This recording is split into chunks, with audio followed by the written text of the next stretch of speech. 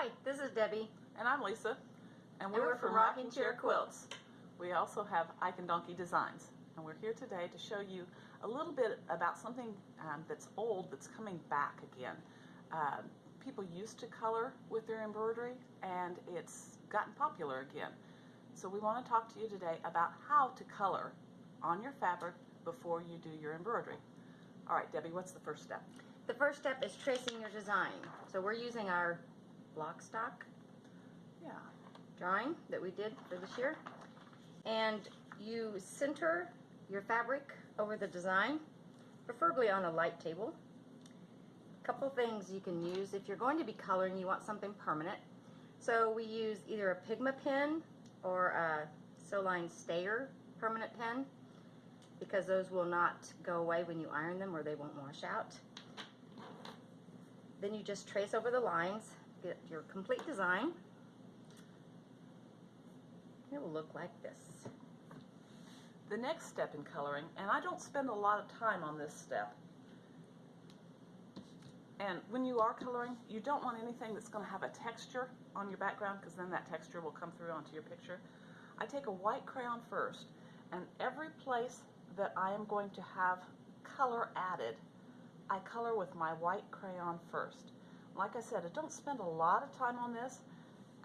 It's just to give you a little bit of a base so that when you're coloring, it kind of fills in the weave some and lets your other colors slide around and blend a little bit better on top of that.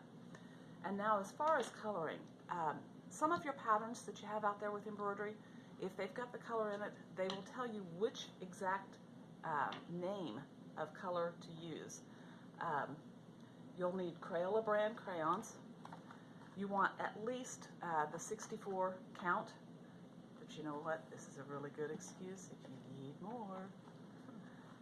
If you need more, 96 colors.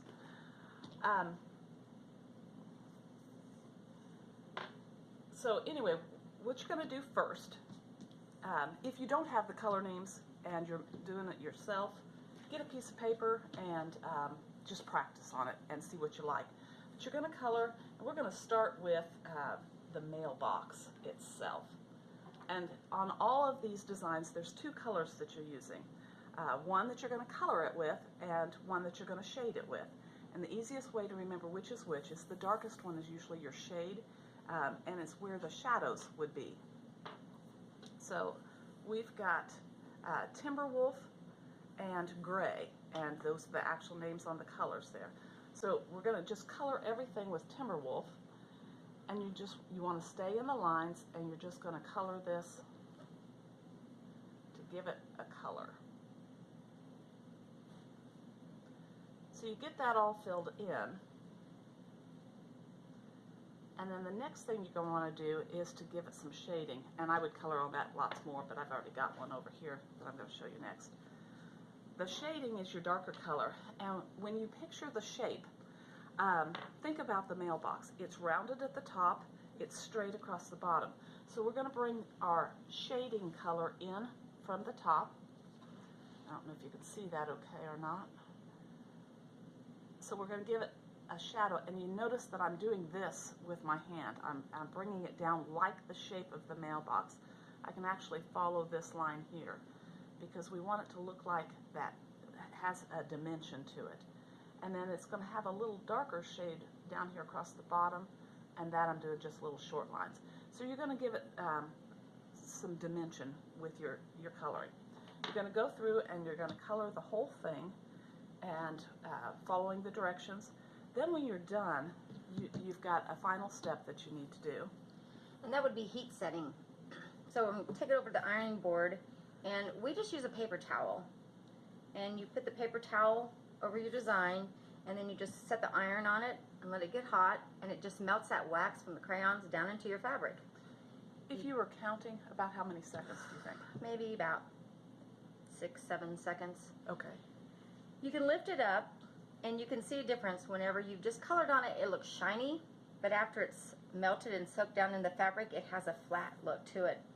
And if you don't think you got it well enough the first time, you can get another paper towel. Don't use the same one, because the crayon that's on your paper towel will get other places on your fabric. So just use another paper towel and just go over it again. Also, when you heat set it, sometimes it gets lighter.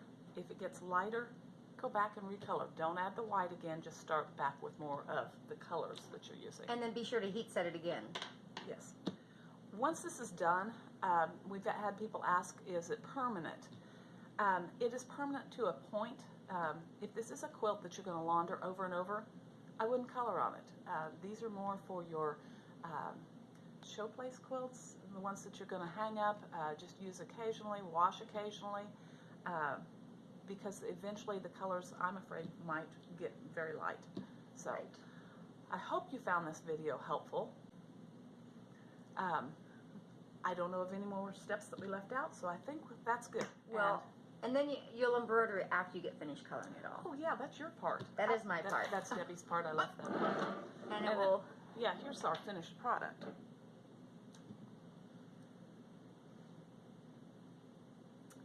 Well, we hope this was helpful. And this is a pattern that you can get. Right now it's running through Blockstock. That's February through April 2017. You can, any orders that you make online or come into the store, any purchase, you can get this pattern as a free pattern. And we do tell you what color of crayon to use. Mm-hmm. Our website is rcquilts.com. Any purchase gets you a free pattern. We also have these in kits that include the 12-weight thread that we use to stitch it with and the fabric you need. So, thanks for listening.